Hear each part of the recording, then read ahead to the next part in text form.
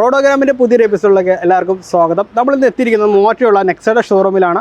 നമ്മളേറെ പ്രതീക്ഷയോടെ കാത്തിരുന്ന മാരുതിയുടെ ഇൻവിക്ടോ എന്ന വണ്ടിയുടെ ഒരു ലോഞ്ചിങ് ആണ് നാളെ നടക്കാൻ പോകുന്നത്. അതിൻ്റെ ഭാഗമായിട്ട് ഇന്ന് നമ്മൾ ചെറിയൊരു വാക്ക് അറൗണ്ട് റിവ്യൂ ആണ് നമ്മൾ എടുക്കുന്നത്. ഇതാണ് മുതൽ.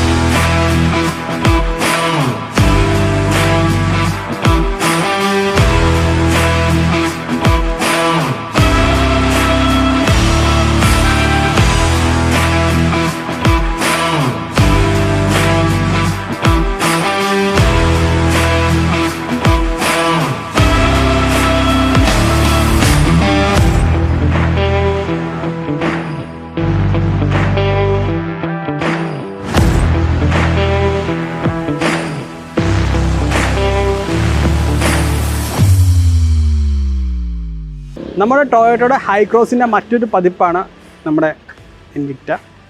ഇതിൽ അതിനുള്ള എല്ലാ ഫീച്ചേഴ്സും തന്നെ ഇതിനകത്തും കമ്പനി കൊടുത്തിട്ടുണ്ട്. പിന്നെ ഇതിന് ചെറിയ ചെറിയ കാര്യങ്ങൾ മാത്രമേ നിലവിൽ മാറ്റമുള്ളൂ. ഹെഡ്ലൈറ്റിൽ, അതുപോലെ ക്രോമിൻ്റെ ഗ്രില്ലിങ്ങിൽ, അങ്ങനെയുള്ള ചെറിയ ചെറിയ കാര്യങ്ങൾ മാത്രമേ നിലവിൽ ഒരു ചെറിയ മാറ്റമുള്ളൂ. ടൊയോട്ട ഹൈക്രോസിൽ 18 ഇഞ്ചിൻ്റെ വീൽസ് കാര്യങ്ങളൊക്കെ വരുന്നുണ്ട്. ഇതിൽ നമുക്ക് മോസ്റ്റ് വരുന്നത് ഒരു 17 ഇഞ്ചിൻ്റെ അലോയാണ് വരുന്നത്. മൈലേജ് പറയുവാണെങ്കിൽ ഇത് പെട്രോൾ എഞ്ചിൻ ആയതുകൊണ്ട് തന്നെ അത്യാവശ്യം ഹൈബ്രിഡ് പെട്രോൾ എഞ്ചിൻ ആയതുകൊണ്ട് തന്നെ നല്ല മൈലേജ് ഉണ്ട്. 20-24 കിലോമീറ്ററാണ് കമ്പനി പറയുന്ന മൈലേജ്. അപ്പോൾ നമ്മൾ ഗ്രാൻഡ് വിറ്റാറയിൽ കണ്ട പോലെ നല്ല പനോറാമിക് സൺറൂഫാണ് ഇതിന് വരുന്നത്. അത്യാവശ്യം നല്ല ലെഗ് സ്പേസും കാര്യങ്ങളും എല്ലാം നമുക്കുള്ളിൽ കാണുന്നുണ്ട്. പിന്നെ നെക്സയുടെ ഒരു സ്പെഷ്യൽ ടച്ച് ആ ഗ്രില്ലും കാര്യങ്ങളെല്ലാം ഇവർ കൊടുത്തിട്ടുണ്ട്. പിന്നെ കസ്റ്റമേഴ്സിനെ സംബന്ധിച്ചിടത്തോളം ടൊയോട്ട ഹൈക്രോസിൽ കൊടുക്കുന്ന ആ ഒരു വെയിറ്റിംഗ് പീരീഡിൻ്റെ അത്രയും വരുന്നില്ല ഇൻവിക്റ്റയ്ക്ക് എന്നുള്ള മറ്റൊരു ഫീച്ചർ കൂടിയാണ്. അതുപോലെ റേറ്റിലും കമ്പാരിറ്റീവ്ലി ടൊയോട്ടയെ വെച്ച് നോക്കുമ്പോൾ മാരുതിക്കാണ് മുൻതൂക്കം. നിലവിൽ ഈ കാണുന്ന മോഡൽ എന്ന് പറഞ്ഞാൽ ആൽഫയാണ്. ഇത് 7 സീറ്ററാണ്. സീറ്റ എന്ന് പറഞ്ഞ മോഡലാണ് 8 സീറ്ററായിട്ട് വരുന്നത്. അപ്പോൾ ഇതിൻ്റെ ഡിക്കിയൊക്കെ ഓപ്പൺ നിങ്ങൾ ഭയങ്കര അടിപൊളിയാട്ടോ. അത് ജസ്റ്റ് ഒന്ന് ലോങ് പ്രസ് ചെയ്ത് കൊടുത്താൽ മതി. കണ്ടോ, ഓട്ടോമാറ്റിക്കാണ്. അത്യാവശ്യം നല്ല ബൂട്ട് സ്പേസും കാര്യങ്ങളും എല്ലാം ഉണ്ട്. തേർഡ് റോയ്ക്കും കംപ്ലീറ്റ് ആയിട്ട് നമുക്ക് ലെഗ് സ്പേസും കാര്യങ്ങളെല്ലാം കിട്ടുന്നുണ്ട്. ഇനി നമുക്ക് ക്ലോസ് ചെയ്യണമെങ്കിൽ ജസ്റ്റ് ഇവിടെ ക്ലോസ് ബട്ടൺ കൊടുത്തു കഴിഞ്ഞാൽ ഓട്ടോമാറ്റിക്കായിട്ട് തന്നെ ഇത് ക്ലോസ് ആകും. നമ്മൾ നേരത്തെ പറഞ്ഞ പോലെ തന്നെ ഹൈക്രോസിനെ വെച്ച് കമ്പയർ ചെയ്യുമ്പോൾ ഇൻവിക്ടോ അതിൻ്റെ തനത് ശൈലിയിൽ തന്നെയാണ് ടെയിൽ ലാമ്പ് യൂണിറ്റ് കാര്യങ്ങളെല്ലാം ഡിസൈൻ ചെയ്തിരിക്കുന്നത്. നെക്സ അതിൻ്റെ കറക്റ്റ് നീതിപൂർണ്ണമായിട്ടുള്ള മാറ്റങ്ങൾ തന്നെ വരുത്തിയെന്നതിനൊപ്പം ഇനി ഇതിൻ്റെ ബേസിക് ഫീച്ചേഴ്സ് പറയുകയാണെങ്കിൽ ഒരു 4 സിലിണ്ടർ വരുന്ന ഒരു 2 ലിറ്റർ എഞ്ചിനാണ് ഇതിനകത്തിരിക്കുന്നത്. അതുപോലെ തന്നെ ഇതിൻ്റെ മാക്സിമം പവർ എന്ന് പറഞ്ഞാൽ 150 bhp ആണ് അറ്റ് 6000 RPM. മാക്സിമം ടോർക്ക് എന്ന് പറഞ്ഞാൽ 188 Nm ടോർക്കാണ് വരുന്നത്. അത് 4400 RPM-നും 5200 RPM-നും ഇടയിലാണ് വരുന്നത്. പിന്നെ സീറ്റിംഗ് കപ്പാസിറ്റി നമ്മൾ നേരത്തെ പറഞ്ഞ പോലെ തന്നെ 2 രീതിയിൽ വരുന്നുണ്ട്. 7 പേർക്ക് ഇരിക്കാവുന്നതും 8 പേർക്ക് ഇരിക്കാവുന്നതും. പിന്നെ ട്രാൻസ്മിഷൻ ടൈപ്പ് വരുന്നത് ഓട്ടോമാറ്റിക് മാത്രമേ വരുന്നുള്ളൂ. അതിനകത്ത് തന്നെ നമുക്ക് മാനുവലായിട്ട് ഓടിക്കാം. പിന്നെ ഫ്യൂൽ ടാങ്ക് കപ്പാസിറ്റി പറഞ്ഞാൽ 52 ലിറ്റർ കേട്ടോ. അത്യാവശ്യം നമുക്ക് ലോങ് ഒക്കെ പോകാൻ അടിപൊളിയായിരിക്കും. ബോഡി ടൈപ്പ് വരുന്നത് MUV ആണ്, മൾട്ടി യൂട്ടിലിറ്റി വെഹിക്കിൾ എന്നുള്ള ആ ഒരു കൺസെപ്റ്റിൽ തന്നെയാണ് ഇതിൻ്റെ ബോഡി കൺസ്ട്രക്ട് ചെയ്തിരിക്കുന്നത്. പിന്നെ എല്ലാ വണ്ടിയിലും ഉള്ളവർ അതിൻ്റെ പവർ സ്റ്റിയറിംഗ് ഉണ്ട്, പവർ വിൻഡോസ് ഉണ്ട്, ആൻറ്റി ലോക്ക് ബ്രേക്ക് സിസ്റ്റം ഉണ്ട്, എയർ കണ്ടീഷണർ ഉണ്ട്, അത് ഓട്ടോമാറ്റിക്കാണ്. അതുപോലെ തന്നെ driver air bag, passenger air bag, alloy wheels, multi function steering wheels, engine start and stop button switch എല്ലാം ഇതിന് കൊടുത്തിട്ടുണ്ട്. ഇൻവിക്ടോയുടെ ബാറ്ററി കപ്പാസിറ്റി എന്ന് പറഞ്ഞാൽ 201.6 വോൾട്ടാണ്. അതുപോലെ തന്നെ ഇതിൻ്റെ മോട്ടോർ ടൈപ്പ് വരുന്നത് AC സിങ്ക്രോണൈസ് മോട്ടോഴ്സാണ് വരുന്നത്. പിന്നെ ബാറ്ററിയുടെ സെല്ല് വരുന്നത് 128 സെല്ലിൻ്റെ ഒരു NIMH ബാറ്ററിയാണ് വരുന്നത്. അതുപോലെ തന്നെ എൻ്റെ ഗിയർ ബോക്സ് വരുന്നത് CVTക്കും ഒന്ന് മേലെ ECVT ടെക്നോളജി ഉപയോഗിച്ചിട്ടാണ് എൻ്റെ ഗിയർ ബോക്സ് നിർമ്മിതമായിട്ടുള്ളത്. വളരെ മനോഹരമായിട്ടുള്ള LED ഇൻഡിക്കേറ്റേഴ്സും അതുപോലെ തന്നെ ഡേ ലൈറ്റ് റണ്ണിംഗ് ലാമ്പും നമുക്കിവിടെ കാണാൻ സാധിക്കും. പിന്നെ ഇതിൻ്റെ എല്ലാ സ്ഥാനങ്ങൾക്കും 100% നീതി നൽകിക്കൊണ്ട് കാണുന്ന ഒരു ഹെഡ് ലാമ്പ് യൂണിറ്റും നമുക്കിവിടെ കാണാൻ സാധിക്കും. ഈ വാഹനത്തിൻ്റെ സ്റ്റെബിലിറ്റി കൺട്രോൾ ചെയ്യാനായി മാർക്ക് പേഴ്സൺ സ്ട്രട്ടിൻ്റെ ഫ്രണ്ട് സസ്പെൻഷനും ടോർസൺ ബീമിൻ്റെ ബാക്ക് സസ്പെൻഷനാണ് കമ്പനി ഇതിന് നൽകിയിട്ടുള്ളത്. അതുപോലെ തന്നെ ഇതിൻ്റെ പുറകിലായിട്ട് സോളിഡ് ഡിസ്ക് ബ്രേക്കും ഫ്രണ്ടിലായിട്ട് വെന്റിലേറ്റഡ് ഡിസ്ക് ബ്രേക്കുമാണ് കമ്പനി ഇതിന് കൊടുത്തിട്ടുള്ളത്. ഈ ഒരു വാഹനത്തിൻ്റെ സൈസിനെ കുറിച്ച് പറയുകയാണെങ്കിൽ 4755 mm ആണ് ഇതിൻ്റെ ലെങ്ത്ത് വരുന്നത്. വിഡ്ത്ത് ആണെങ്കിൽ 1850 mm, ഹൈറ്റ് വരുന്നത് 1790 mm, വീൽ ബേസ് വരുന്നത് 2850 mm. പിന്നെ ഇതിൻ്റെ ടോട്ടൽ വെയിറ്റ് എന്ന് പറഞ്ഞു കഴിഞ്ഞാൽ ഏകദേശം 2320 കിലോ ആണ്. ഇതിൻ്റെ ഗ്രോസ് വെയിറ്റ് ആട്ടോ. ഇതിൻ്റെ ഫീച്ചേഴ്സ് പറയുവാണെന്നുണ്ടെങ്കിൽ ഇവിടെ ഒന്നും പറഞ്ഞു തീർക്കാൻ പറ്റില്ല, ഒരുപാട് ഫീച്ചേഴ്സുള്ള വണ്ടി കേട്ടോ. ഉദാഹരണത്തിന് പറയുവാണെന്നുണ്ടെങ്കിൽ ഈ വണ്ടി നമുക്ക് റിമോട്ടിൽ സ്റ്റാർട്ടാക്കാം.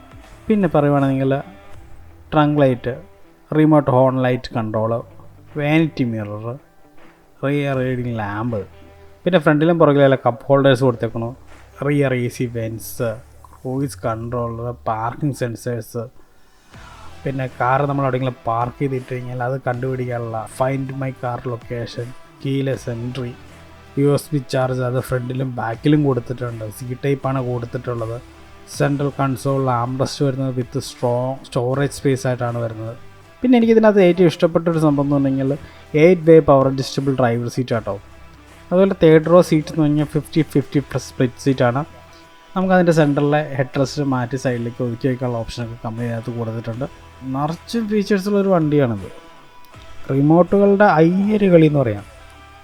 നമുക്ക് റിമോട്ടിൽ പ്രവർത്തിക്കാവുന്ന ഇമ്മൊബിലൈസറോ, AC, റിമോട്ട് സീറ്റ്സ് വെന്റിലൈസേഷൻ, അതുപോലെ നമുക്ക് സേഫ്റ്റിയുടെ കാര്യം പറയുകയാണെങ്കിൽ central locking system, power door locks, anti theft alarm, air bags, 6 air ബാഗൊക്കെയായിട്ട് വരുന്നത്, day night rear view mirror, seat belt വാണിങ്, door reserve വാണിങ്, tyre pressure monitor, vehicle stability control system, engine immobiliser, centrally mounted fuel tank, EBD, പിന്നെ rear camera, അതുപോലെ 360 camera എല്ലാം വരുന്നുണ്ട് കേട്ടോ.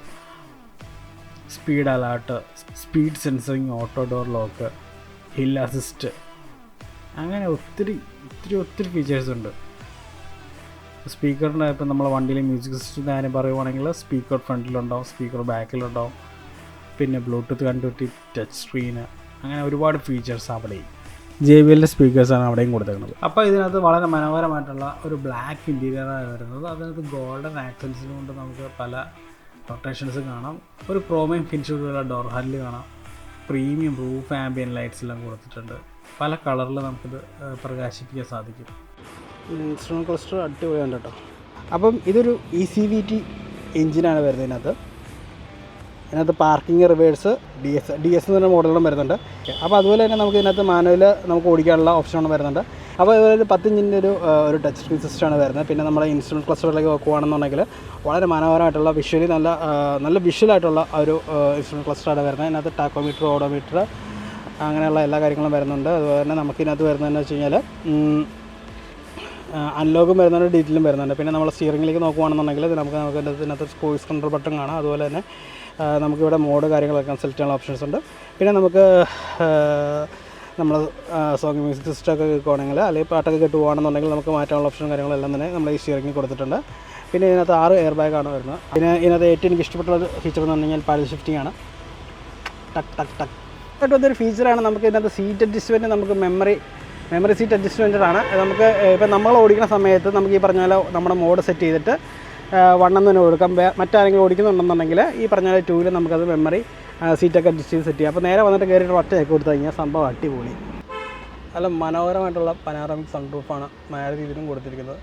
അപ്പോൾ നമുക്ക് ഇതിനകത്ത് അത്യാവശ്യം ലെഗ് സ്പേസ് ഉണ്ട്. ഇപ്പോൾ ഞാൻ സെക്കൻഡ് റോയിലായിരിക്കുന്നത്. നമുക്ക് അത്യാവശ്യം നല്ല ലെഗ് സ്പേസ് ഉണ്ട്. നമുക്ക് ഫ്രണ്ടിൽ തന്നെ കഴിഞ്ഞാൽ ഇതിൻ്റെ ബാറ്ററിയും കാര്യങ്ങളെല്ലാം വരുന്നതുകൊണ്ട് അവിടെ ഒരു സ്പേസ് പോയിട്ടുണ്ട്. പക്ഷേ എന്നാലും നമുക്ക് നല്ല രീതിയിൽ കാലൊക്കെ റെസ്റ്റ് ചെയ്ത് ഇരിക്കാൻ പറ്റും.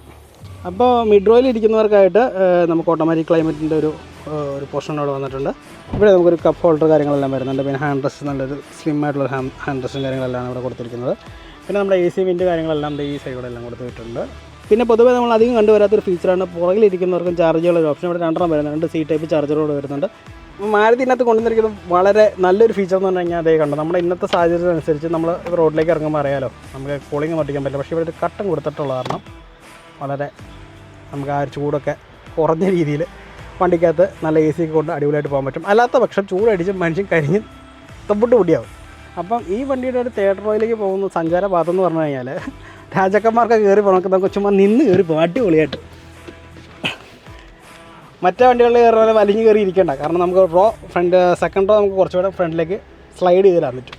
അതുപോലെ തേർഡ് റോയിൽ ഇരിക്കുന്നവർക്ക് ഇരിക്കാനാണെന്നുണ്ടെങ്കിൽ സെക്കൻഡ് റോ കുറച്ചൊന്ന് ഫ്രണ്ടിലേക്ക് തള്ളിയിട്ടാലേ ബാക്കിലുള്ളവർക്ക് കംഫർട്ടായിട്ട് ഇരിക്കാൻ പറ്റുള്ളൂ എന്ന് കരുതിക്കൊണ്ട് അത്രയും പ്രോബ്ലം ഇല്ലാതെ ഫ്രണ്ടിലെ സ്പേസ് ഉണ്ടോ, ഫ്രണ്ടിലെ സ്പേസ് ഒന്ന് നോക്കിയാൽ ഫ്രണ്ടിൽ അത്യാവശ്യം സ്പേസ് ഉണ്ട്.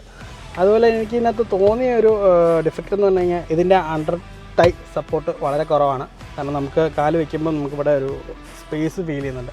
അത് സാരമില്ല, നമുക്ക് പോൾസർ ചെയ്യുന്ന സമയത്ത് നമുക്ക് വേണമെന്നുണ്ടെങ്കിൽ അവിടെ ഒരു സ്പേസർ വെച്ച് കാര്യങ്ങൾ സെറ്റ് ചെയ്യാവുന്നതാണ്. നല്ല വിശാലമായിട്ടുള്ള എൻജിൻ റൂമാട്ടോ. ഒരു 2 ലിറ്റർ എഞ്ചിനാണ് ഇതിനകത്ത് വരുന്നത്. അങ്ങ് താഴെയാണ് കൊണ്ട് വെച്ചിരിക്കുന്നത്. കൊള്ളാം. എന്തായാലും ടൊയോട്ടയുടെ കാലഘട്ടത്തിൽ നമുക്കിതിനകത്ത് കാണാൻ പറ്റുന്നുണ്ട്. അപ്പോൾ ഈ ഒരു വീഡിയോ നിങ്ങൾക്ക് എല്ലാവർക്കും ഇഷ്ടമായെന്ന് പ്രതീക്ഷിക്കുന്നു. ഇഷ്ടമായ please like, share and subscribe our channel. നിങ്ങളുടെ നിർദ്ദേശങ്ങൾ ഞങ്ങൾക്ക് കമൻ്റായിട്ട് രേഖപ്പെടുത്തുക. അപ്പോൾ ഓക്കെ ഫ്രണ്ട്സ്, ബൈ ബൈ.